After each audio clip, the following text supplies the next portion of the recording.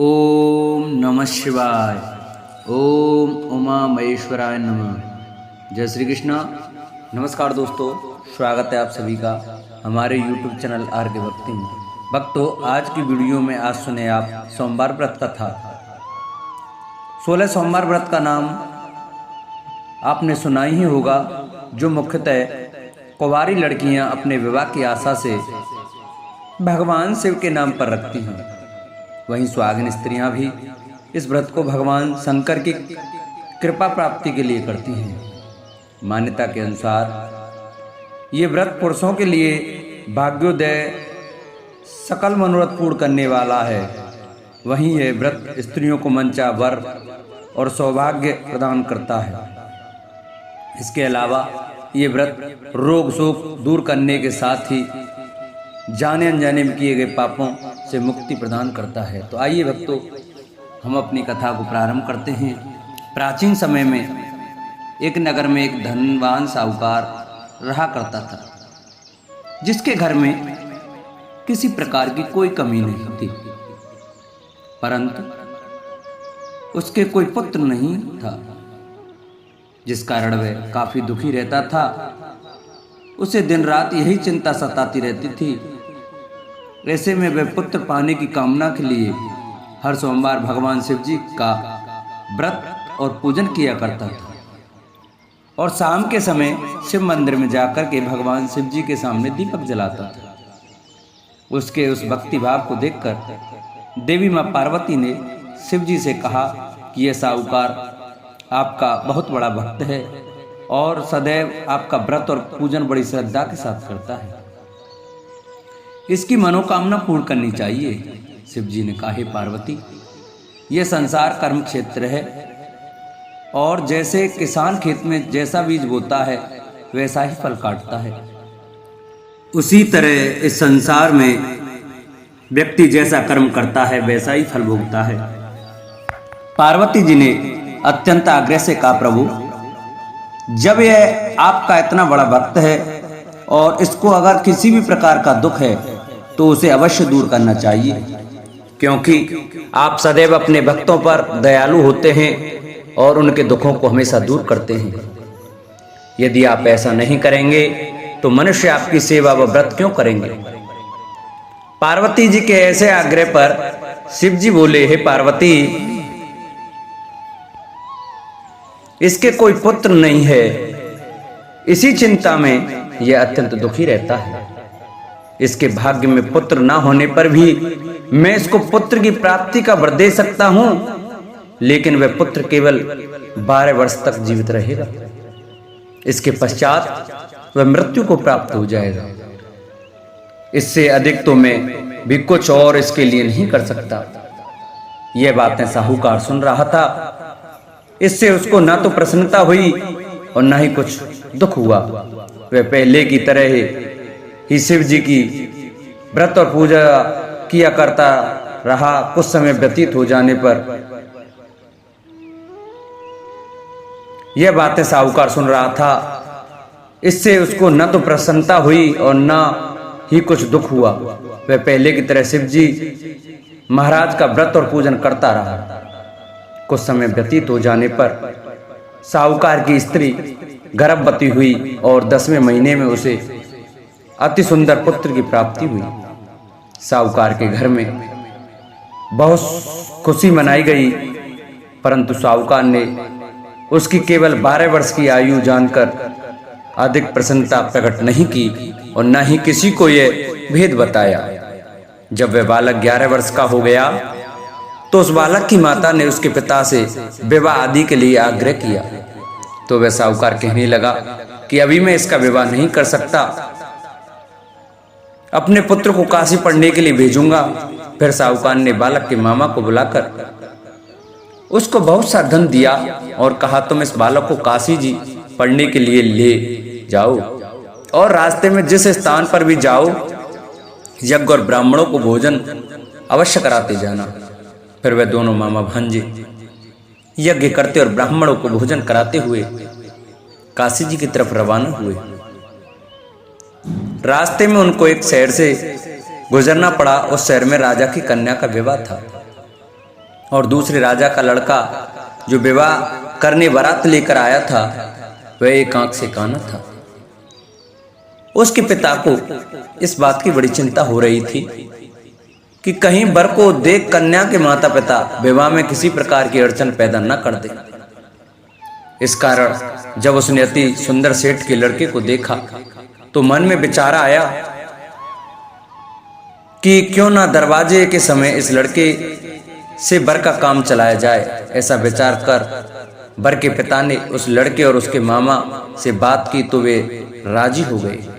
फिर उस लड़के को वर के कपड़े पहनाकर और घोड़ी पर चढ़ाकर दरवाजे पर ले गए और सब कार्य प्रसन्नता से पूर्ण हो गया। फिर वर के पिता ने सोचा कि यदि विवाह कार्य भी इसी लड़के के द्वारा करा लिया जाए तो क्या बुराई है। ऐसा विचार कर उसने लड़के और उसके मामा से कहा, यदि आप फेरों और कन्यादान के काम को भी करा दें तो आपकी बड़ी कृपा होगी और मैं इसके बदले में आपको बहुत सारा धन दूंगा। तो उन्होंने स्वीकार कर लिया और विवाह कार्य भी बहुत अच्छी तरह से संपन्न हो गया। परंतु जिस समय लड़का जाने लगा तो उसने राजकुमारी की चुन्नी के पल्ले पर लिख दिया कि तेरा विवाह तो मेरे साथ हुआ है, परंतु जिस राजकुमार के साथ तुमको भेजेंगे वह एक आंख से काना है और मैं काशी जी में पढ़ने जा रहा हूं। लड़के के जाने के पश्चात उस राजकुमारी ने जब अपनी चुन्नी पर ऐसा लिखा हुआ देखा तो उसने राजकुमार के साथ जाने से मना कर दिया और कहा कि यह मेरा पति नहीं है, मेरा विवाह इसके साथ नहीं हुआ है, वह तो काशी जी पढ़ने गया है। राजकुमारी के माता पिता ने अपनी कन्या को विदा नहीं किया और बारात वापस चली गई। उधर सेठ का लड़का और मामा काशी जी पहुंच गए। वहां जाकर लड़के ने पढ़ना शुरू कर दिया। जब लड़के की आयु 12 साल की हो गई उस दिन उन्होंने यज्ञ रचा रखा था कि लड़के ने अपने मामा से कहा, मामा जी आज मेरी तबीयत कुछ ठीक नहीं लग रही है। मामा ने कहा, अंदर जाकर सो जाओ और आराम करो। लड़का अंदर जाकर सो गया और थोड़ी देर के बाद में उसके प्राण निकल गए। जब उसके मामा ने आकर देखा तो वह मुर्दा पड़ा हुआ है तो उसको बड़ा दुख हुआ और उसने सोचा कि अगर मैं अभी रोना पीटना मचा दूंगा तो यज्ञ का कार्य अधूरा रह जाएगा, जो कि सही नहीं होगा। अतः उसने जल्दी से यज्ञ कार्य समाप्त किया और ब्राह्मणों के जाने के बाद रोना पीटना आरंभ कर दिया। संयोगवश उसी समय से पार्वती जी उधर से जा रहे थे। जब उन्होंने जोर जोर से रोने की आवाज सुनाई दी तो पार्वती जी शिव जी से कहने लगी, प्रभु कोई दुखिया रो रहा है, कृपया कर इसके कष्ट को दूर कीजिए। जब से पार्वती ने पास जाकर देखा तो वहां एक लड़का मुर्दा पड़ा हुआ था। पार्वती जी कहने लगी, महाराज यह तो उसी सेठ का लड़का है जो आपके वरदान से पैदा हुआ था। अतः हे प्रभु इस बालक को और आयु दो, नहीं तो इसके माता पिता तड़प तड़प कर मर जाएंगे। पार्वती जी के बार बार आग्रह करने पर शिव जी ने उसको जीवन का वरदान दे दिया और भगवान शिव जी की कृपा से लड़का फिर जीवित हो गया। इसके बाद शिव जी और पार्वती जी कैलाश पर्वत की ओर चले गए। इसके पश्चात वह लड़का और उसका मामा उसी प्रकार यज्ञ करते और ब्राह्मणों को भोजन कराते अपने घर की ओर वापस चल पड़े। रास्ते में उसी शहर में आए जहां उसका विवाह हुआ था।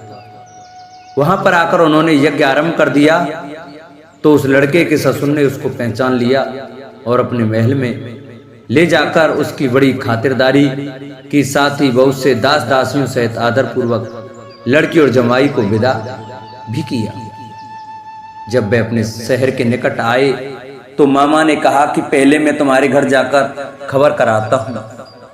जब उस लड़के का मामा घर पहुंचा तो लड़के के माता पिता घर की छत पर बैठे हुए थे और यह प्रण कर रखा था कि यदि हमारा पुत्र सकुशल लौट आया तो हम राजी खुशी नीचे आ जाएंगे, नहीं तो छत से गिरकर अपने प्राण त्याग देंगे। इतने में उस लड़के के मामा ने आकर यह समाचार दिया कि आपका पुत्र वापस आ गया है। तो उनको विश्वास नहीं आया। तब उसके मामा ने शपथ पूर्वक कहा कि आपका पुत्र अपनी स्त्री के साथ बहुत सारा धन साथ लेकर आया है तो सेठ ने आनंद के साथ उसका स्वागत किया और बड़ी प्रसन्नता से साथ रहने लगे।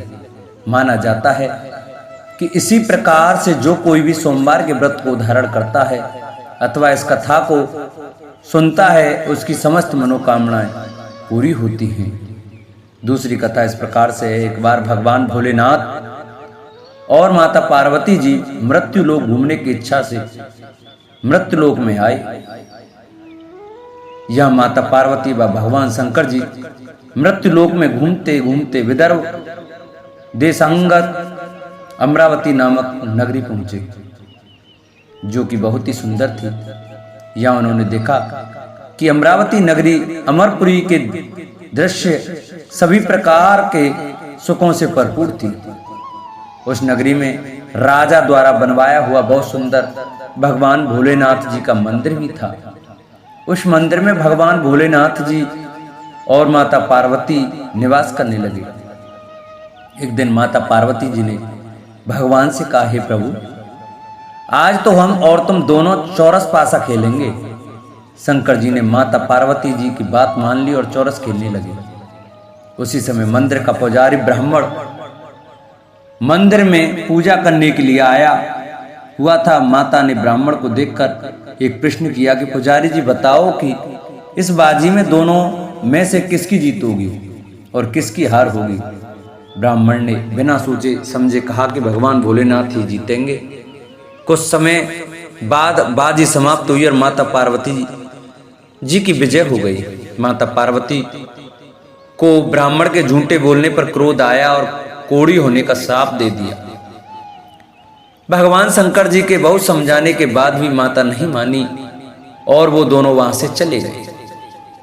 कुछ समय बाद उस ब्राह्मण पुजारी को कोढ़ होने लगे और धीरे धीरे उसके शरीर के पूरे शरीर में कोढ़ हो गया। ऐसे में वह बहुत ही परेशान व दुखी रहने लगा। इस तरह कई दिन बीत गए। फिर एक दिन देवलोक से अप्सराएं शिवजी की पूजा करने उसी मंदिर में आईं। अप्सराओं ने उस पुजारी के कष्ट को देखकर बड़े दया भाव से उसके रोगी होने का कारण पूछा। तब पुजारी जी ने आप बीती सभी बातें निसंकोच होकर उन अप्सराओं को बता दी। यह सुनकर वो अप्सराएं बोली, हे ब्राह्मण, तुम दुखी मत हो, भगवान भोलेनाथ जी आपके सभी कष्टों को दूर कर देंगे, परंतु तुम्हें श्रेष्ठ 16 सोमवार के व्रत पूरे विधि विधान और भक्ति भाव से पूरे 16 व्रत करने होंगे और 17वें सोमवार के दिन पाव सेर पवित्र गेहूं के आटे की बाटी बनाएं, उसके बाद घी और गुड़ मिलाकर चूरमा बनाकर भगवान भोलेनाथ जी को प्रसाद चढ़ाना और बाकी के प्रसाद को मंदिर में उपस्थित भक्तों को बांट देना। ऐसे करने से आपकी सभी मनोकामनाएं पूरी होंगी। ऐसा कहकर अप्सराएं देवलोक चली गईं। ब्राह्मण भी यथाविधि 16 सोमवार व्रत करने लगा। ऐसे में भगवान भोलेनाथ की कृपा से धीरे धीरे ब्राह्मण पुजारी कोढ़ से मुक्त होने लगा। कुछ समय बाद भगवान शंकर जी और माता पार्वती जी फिर से उसी मंदिर में पधारे। तब माता ने उस ब्राह्मण को रोग मुक्त होने का कारण पूछा तो ब्राह्मण ने माता को 16 सोमवार के व्रत के बारे में विस्तार से बताया। ब्राह्मण की बात सुनकर माता पार्वती जी बहुत प्रसन्न हुई और पुजारी से 16 सोमवार के व्रत की विधि पूछी। उसी दिन से माता पार्वती जी भी 16 सोमवार व्रत करने लगी और लगातार 16 व्रत किया। ऐसे में उनकी मनोकामनाएं पूरी हुई। उनके रूठे पुत्र स्वामी कार्तिकेय जी स्वयं ही माता के आज्ञाकारी हो गए। फिर एक दिन कार्तिकेय को अपना विचार परिवर्तन होने का रहस्य जानने की इच्छा हुई और वे अपनी माता के पास आए और बोले कि आपने ऐसा क्या उपाय किया जिससे मेरा मन आपकी ओर आकर्षित हो गया। तब माता पार्वती जी ने उसे 16 सोमवार कथा सुनाई। तब कार्तिकेय ने अपनी माता से कहा, इस व्रत को मैं भी करूंगा क्योंकि मेरा प्रिय मित्र ब्राह्मण दुखी दिल से परदेश गया है, हमें उससे मिलने की बहुत इच्छा होती है। फिर कार्तिकेय जी ने भी 16 सोमवार के व्रत पूरे विधि विधान से किए और उनकी भी इच्छा पूर्ण हो गई। उन्हें अपना प्रिय मित्र मिल गया। तब उसके मित्र ने इस आकस्मिक मिलन का भेद कार्तिकेय जी से पूछा तो वे बोले, हे मित्र, हमने तुम्हारे मिलन की इच्छा करके 16 सोमवार के व्रत किए थे। अब तो उस ब्राह्मण मित्र हो अपने विवाह की बड़ी इच्छा हुई और वह भी 16 सोमवार व्रत पूरे विधि विधान से करने लगा। एक दिन वह किसी काम से विदेश गया और वहां के राजा ने अपनी पुत्री का स्वयंवर रखा था। उस राजा ने राजकुमारी के विवाह के लिए यह शर्त रखी थी कि जिस राजकुमार के गले में सब प्रकार रेड़ गारित हथनी माला डाल देगी, मैं उसी के साथ अपनी बेटी का विवाह करूंगा। भगवान शिव जी की कृपा से ब्राह्मण भी उस स्वयंवर को देखने के लिए एक और बैठा हुआ था।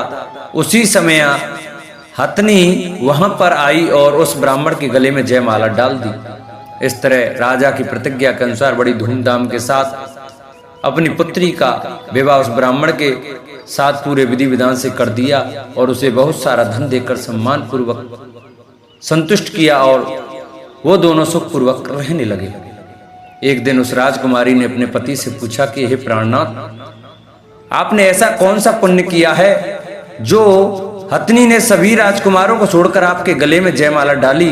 तब ब्राह्मण बोला, हे प्राण प्रिय, मैं अपने मित्र कार्तिकेय जी के कथानुसार 16 सोमवार का व्रत किया था, जिसके प्रभाव से मुझे तुम जैसी रूपवान पत्नी मिली। इस व्रत की महिमा सुनकर राजकन्या को बड़ा आश्चर्य हुआ और वह भी पुत्र कामना के लिए 16 सोमवार व्रत करने लगी और भगवान भोलेनाथ से पुत्र कामना की प्राप्ति करने लगी। शिव जी की कृपा से कुछ समय के बाद उसके गर्भ से एक अति सुंदर, सुशील, धर्मात्मा और विद्वान पुत्र हुआ। वह ब्राह्मण और पत्नी दोनों उस पुत्र को पाकर बहुत ही प्रसन्न हुए और उसका लालन पालन भली प्रकार से करने लगे। जब वह लड़का बड़ा हुआ और समझदार हुआ तो एक दिन अपनी माता से प्रश्न किया कि माता, आपने ऐसा कौन सा पुण्य किया जो आपको मेरे जैसा पुत्र प्राप्त हुआ। पुत्र की बात सुनकर उस राजकुमारी ने अपने द्वारा किए गए 16 सोमवार व्रत की कथा और पूरे नियमों के बारे में उसे बताया। उस लड़के ने इस व्रत को सब तरह से मनोरथ पूर्ण करने वाला सुनकर उसके मन में राज्याधिकार की पाने की इच्छा की। उस लड़के ने उसी दिन भगवान शिव जी को प्रसन्न करने के लिए 16 सोमवार के व्रत पूरे नियमों से करने लगा। एक दिन दूसरे देश के राजा के दूत ने आकर उसको उनकी राजकुमारी के लिए चुना और उसे अपने साथ ले आए और राजा ने अपनी राजकुमारी के विवाह उसके साथ कर दिया। धीरे धीरे राजा वृद्ध हो गया और उसके लिए राज का संभालना मुश्किल हो गया। उसने अपने दामाद का राज्य तिलक कर दिया और वहां का राजा घोषित कर दिया। इस तरह ब्राह्मण पुत्र राजा बनकर भी यह व्रत करता रहा। जब 17वां सोमवार का व्रत आया तो उसने अपने रानी से सभी सामग्रियों सहित भगवान भोलेनाथ जी के मंदिर आने को कहा, किंतु रानी मंदिर नहीं आई और उसने अपने दास दासियों को पूजा की सामग्री लेकर मंदिर भेज दिया। राजा ने पूरे विधि विधान से भगवान शिव जी की पूजा करी। जब वह वहां से जाने लगा तो उसने सुना कि आकाशवाणी से एक आवाज आई और उसने कहा, हे राजा, अपनी इस रानी को राजमहल से निकाल दे, नहीं तो ये तेरा सर्वनाश कर देगी। इस वाणी को सुनकर राजा आश्चर्य में पड़ गया और उसने तुरंत मंत्रियों की बैठक बुलाई और आप बीती सुनाई। मंत्री आदि सभी बड़े विस्मय और दुख में डूब गए, क्योंकि जिस कन्या के साथ राज्य मिला है राजा उसी को राज से निकालने का जाल रच रहा है, यह कैसे हो सकेगा। अतः में राजा ने अपनी रानी को राजमहल से निकाल दिया। रानी दुखी हृदय से अपने भाग्य को कोसती हुई अपने राज से बाहर चली गई। बिना चप्पलों के और फटे वस्त्र पहने भूखी प्यासी धीरे धीरे चलकर एक नगर में जा पहुंची। उस नगर में एक बुढ़िया रोज सूत काट कर बेचने जाती थी। रानी की करुण दशा देख बुढ़िया बोली, तू मेरे साथ चल, मेरे सूत बिकवा दे, मैं वृद्ध हूँ, भाव नहीं जानती हूँ। यह सुनकर रानी बुढ़िया के सिर से सूत की गठरी उतारकर अपने सिर पर रख ली। अचानक से आंधी आई और बुढ़िया के सभी सूत हवा में उड़ गए। बेचारी बुढ़िया बहुत पछताई और रानी से कहा कि दूर रहना मेरे से। अब रानी एक तेली के घर गई और काम मांगने लगी कि अचानक से उस तेली के सभी मटके शिवजी के प्रकोप से चटक गए। ऐसी दशा देखकर उस तेली ने रानी को अपने घर से निकाल दिया। इस प्रकार रानी अत्यंत दुख पाती हुई एक नदी के तट पर गई तो देखा कि नदी अचानक सूख गई। उसके बाद रानी एक वन में गई वहां जाकर उसने एक सरोवर देखा और वह पानी पीने के लिए सरोवर की सीढ़ी उतरी और पानी पीने के लिए जैसे अपने हाथों को आगे बढ़ाया तो देखा कि सरोवर का पानी नीलकमल के सदृश जल असंख्य कीड़ों में गंदा हो गया। रानी ने अपने भाग्य का दोषारोपण करते हुए उस सरोवर का जल पीकर अपनी प्यास बुझाई। आराम करने के लिए एक पेड़ की शीतल छाया में विश्राम करने के लिए लेटी तो देखा कि उस पेड़ की सभी पत्तियां झड़ गईं। ऐसे में रानी जिस पेड़ के नीचे जाती उसी पेड़ की पत्तियां अपने आप झड़ जाती। वन सरोवर और पेड़ों की ऐसी दशा देखकर गाय चराते हुए ग्वालों ने अपने गोसाई स्वामी जी से सभी बातें बता दी। गोसाई जी के आदेशानुसार ग्वाले रानी को पकड़कर गोसाई जी के पास ले आए। रानी की मुख कांति और शरीर शोभा देखकर गोसाई जी जान गए कि यह कोई विधि की गति की मारी कुलीन अबला है। ऐसा सोचकर गोसाई जी ने रानी से कहा कि हे पुत्री, मैं तुमको पुत्री समान रखूंगा, तुम मेरे आश्रम में ही रहो और मैं तुम्हें किसी प्रकार का कष्ट नहीं होने दूंगा। गोसाई जी के ऐसे वचन सुनकर रानी को थोड़ी धीरज मिली और वह आश्रम में ही निवास करने लगी। आश्रम में रानी खाना बनाती तो उसके खाने में कीड़े पड़ जाते और जब वह पानी भर के लाती तो उसके में भी कीड़े पड़ जाते। अब तो गोसाई जी भी बहुत दुखी हो गए और रानी से बोला कि बेटी, तेरे पर कौन से देवता का कोप है जिससे तेरी ऐसी दशा है। गोसाई जी की बात सुनकर रानी ने कहा कि अपने पति के साथ भगवान शिव जी की पूजा करने नहीं जाने की पूरी कथा सुनाई। रानी की बात सुनकर गोसाई जी ने उसे इस कोप से मुक्त होने के लिए 16 सोमवार व्रत की कथा पूरे विधि विधान से करने को कहा। गोसाई जी की बात सुनकर वह प्रत्येक सोमवार का व्रत पूरे नियम से करने लगी। जब रानी के पूरे 16 व्रत हो गए और जब उसने 17वें सोमवार का व्रत किया और रोज की तरह भगवान भोलेनाथ की पूजा कर रही थी तो भगवान शिव जी के प्रभाव से राजा के मन में अपनी रानी का विचार उत्पन्न हुआ और सोचा कि मेरी रानी को गए बहुत समय बीत गया, न जाने कहां कहां भटकती होगी, मुझे उसे ढूंढना चाहिए। राजा ने यह सोचकर अपनी रानी की तलाश में चारों दिशाओं में अपने सैनिक को भेजा। सैनिक अपनी रानी को ढूंढते हुए गोसाई जी के आश्रम में आ पहुंचे। सैनिक अपनी रानी को वहां पाकर पुजारी जी से अपनी रानी को साथ भेजने के लिए कहा, किंतु गोसाई जी ने मना कर दिया और सैनिक चुपचाप लौट गए।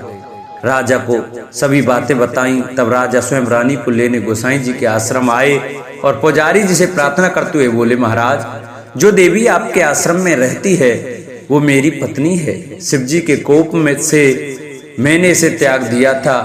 अब इस पर से भगवान शिव जी का कोप शांत हो गया है, इसलिए मैं इसे लेने के लिए आया हूँ। आपकी आज्ञा हो तो मैं इसे ले जा सकता हूँ। गोसाई जी ने राजा के वचनों को सत्य समझकर रानी को राजा के साथ जाने की आज्ञा दे दी। गोसाई जी की आज्ञा पाकर रानी अपने पति के साथ अपने राज्य के लिए चल दी।